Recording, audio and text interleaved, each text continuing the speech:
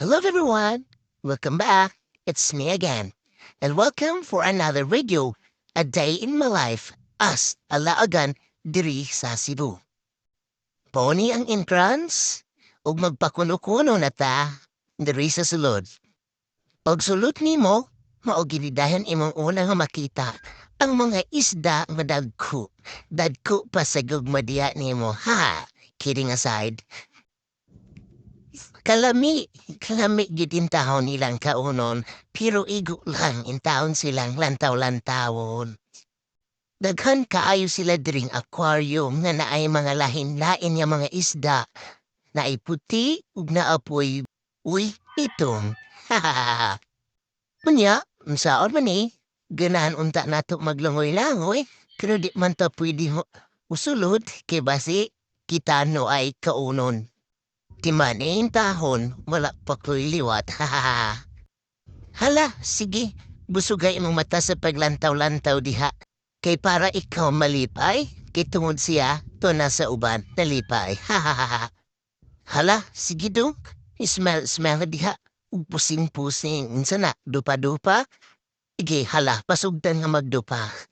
Uy, naay gasiga sa ibabaw. Sige, ato na punta sa langgam. In English, bird. The fishes inside the aquarium are so beautiful. O English na to ha. This one is another species of turtle.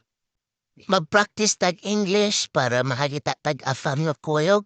Pariyaanin duha o nagkuyog-kuyog. Let's go on the other side of the aquarium. So this side na po, it feels like you will inside in the forest because here you will see different kind of species, especially this one. Kani kwan siya turtle. I don't know unsay pangalan ani in English pero turtle na siya. O kani. So this one is a snake. In short, katong friend niya kaila nato. I don't know kung paano ni sila nakaabot dire. Pero wala ko ka-idea man sad. Yan wala ni sila na ulit silang barangay. Uy ka, friend. Kamusta ka diya sa mong pagkabit-kabit asa si Tarzan? Oh, di ba? Beauty rest kayo. Sa nato ka, friend. Oo, gwapa-gwapa. Tanano, bahalag stress pero guhapa gihapon ug hamis. Sakto manggod sa tulog, sakto pa sa kaon, ug sakto pa sa atensyon. Dili parehas nato, nga pinasagdaan ra sa kilid-kilid house. Truth hurts, kuno. Pero balag sakit, pero maong tinuod, ato na lang dawaton. Nika friend, kalami si mong tulog, uy, unta tanan lami ang tulog. Garon, musahan na punta sa hagdan nga galakaw pa ibabaw, umupain diri, nga makita na to ang mga different kind of fishes nga naa sa sulod sa aquarium. So, when you see this fish, it feels like you're under the ocean. Wapa kaayo ng mga isda, and they are good looking, nindot kayo sa mata. Ganahan na lang kung tagani kung magpakulo-kulo ng isda ba. Ganahan laging wag langoy-langoy ra ka, no walay problema. Kanabauntang happy always, happy life, na parehan mga isda. Happy-happy ra sila na naglangoy. Umoday ni sila mga aquarium. Na ay mga corals sa sulod o na pa yung mga isda. So different aquarium has a different pud nga mga isda. Or sometimes, napoy mga crabs, basta mga species na halin sa dagat. Kani nga mga isda, wala ko kabalo o unsang mga ngalan nila ani, or even their scientific names. O diri, magpusing-pusing na sabta. I-grab na nato opportunity nga makapa-pictures at the same time makakwatag videos diri nga dapita because this is just a one-life opportunity. Basig dusod, dili na ta kaanhi.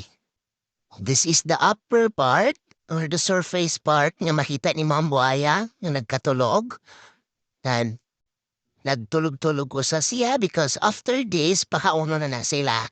And then, the ring part is paingon this is the way going to oceanarium. O ganihan nakita na to ang buaya, dito sa ibabaw, o karoon na siya sa ilalom.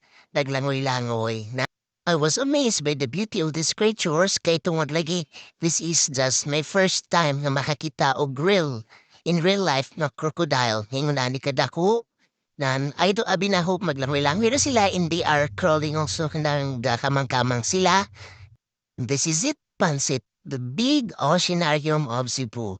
Makita na nimo diri ang mga different kind of fishes nga gisulod na sa sulod sa usa ka aquarium. And I thought na ang mga isda nga na diri sa sulod is mag-away-away pero good to know nga wala man pud sila gaaway. Sometimes they swim together. The same time na ay mga swimmers or mga divers sa sulod nga gipakaon nila. And then for photo kuno pod opportunity na kanang makapa-pictures-pictures na lang pod ang mga tao na nasa sulod.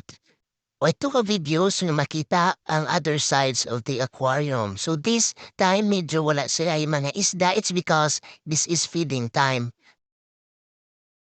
This is the part where it really captivates my attention. Mauni ang ilang restaurants wherein you can eat at the same time you will enjoy watching sa mga fish na gipakaon no nagpa-feeding time. O this is the feeding time wherein ang divers na sa sulod gipakaon nila ang mga isda nga naa sa sulod aquarium. So while eating, enjoying sa imuha nga mga meals or sa imuha nga um chocolate drinks, mango drinks at the same time cakes, you will also enjoy watching ko. Paryaani, duol-duol ko diri sa front side kay mao lagi this is my first time.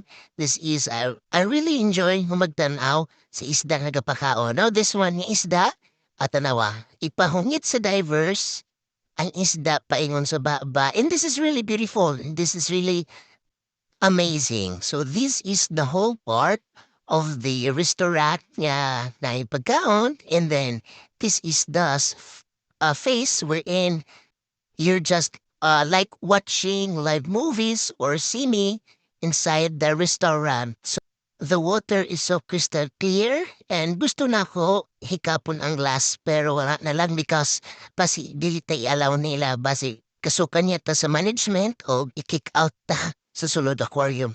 Thank you for watching. This is the end of the vlog. Hope you like the videos. Please do share and follow my Facebook. See you guys in my next video. Thank you.